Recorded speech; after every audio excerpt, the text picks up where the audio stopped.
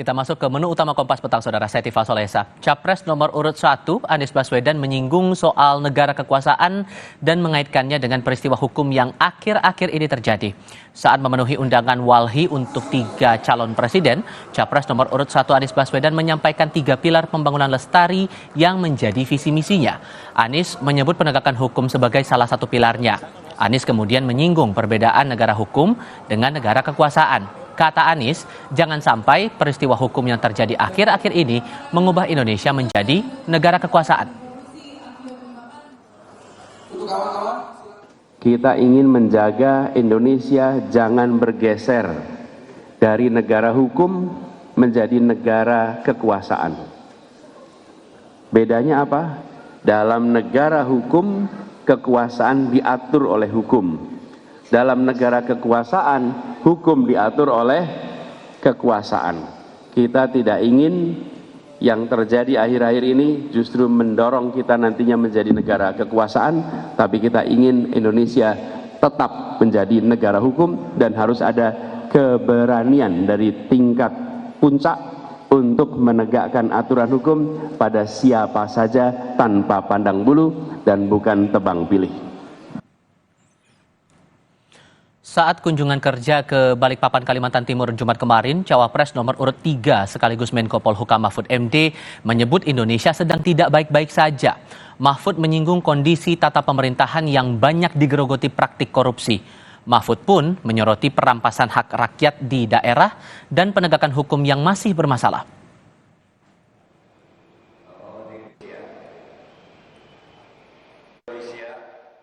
Indonesia sekarang ini tidak sedang baik-baik saja. Sejarah memanggil kita untuk memperbaiki. Kenapa tidak sedang baik-baik? Saudara, di Indonesia ini banyak korupsi. Di dalam tata pemerintahan itu digeragami orang korupsi yang luar biasa. Hak-hak rakyat, terutama di daerah luar, itu dirampas dengan sesuka-suka. Penegakan hukum dan keadilan juga menjadi persoalan. Tenaga ahli utama kantor staf Presiden Johannes Joko angkat bicara soal rapor merah penegakan hukum yang diberikan Capres nomor urut 3 Ganjar Pranowo untuk pemerintahan Joko Widodo. Kata Johannes, rapor merah dari Ganjar merupakan otokritik karena Ganjar bagian dari pemerintahan Jokowi. Menurut Johannes, penegakan hukum di era Jokowi tidak tebang pilih. Buktinya, katanya, Ketua KPK Firly Bahuri tetap diproses hukum oleh Polri. Ya, kalau dalam konteks penegakan hukum kan memang masih sering banyak masukan-masukan yang diterima bahwa ada adegium, misalnya penegakan hukum itu tumpul ke atas tapi tajam ke bawah. Tetapi kan dengan apa yang terjadi hari ini terhadap proses penegakan hukum itu menunjukkan bahwa adegium itu tidak lagi tepat, karena bagaimanapun juga salah satu pimpinan lembaga penegakan hukum KPK itu hari ini juga proses hukumnya juga berjalan itu. Dua capres, Prabowo Subianto dan Ganjar Pranowo, seolah berbalas respons mengenai performa sektor hukum pemerintahan Jokowi.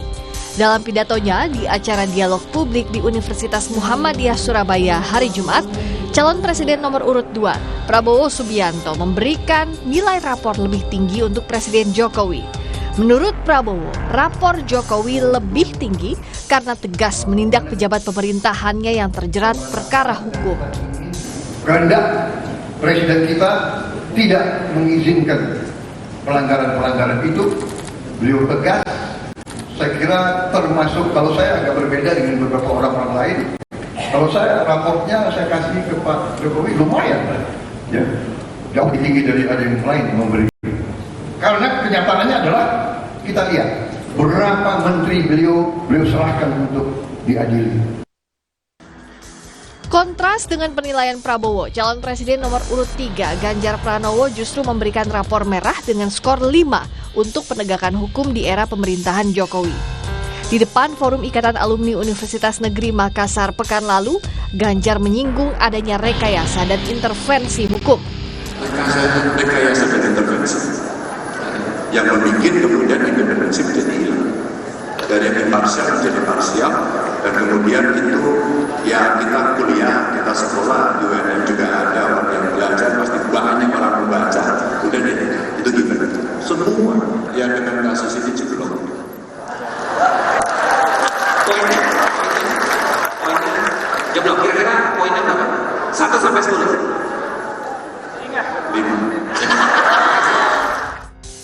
Beda penilaian atas kinerja sektor hukum pemerintahan Jokowi tak hanya karena faktor Ganjar dan Prabowo yang saling berkontestasi di Pilpres, namun juga tak lepas dari kontroversi putusan MK yang memberi jalan Gibran Rakabuming Raka maju Pilpres.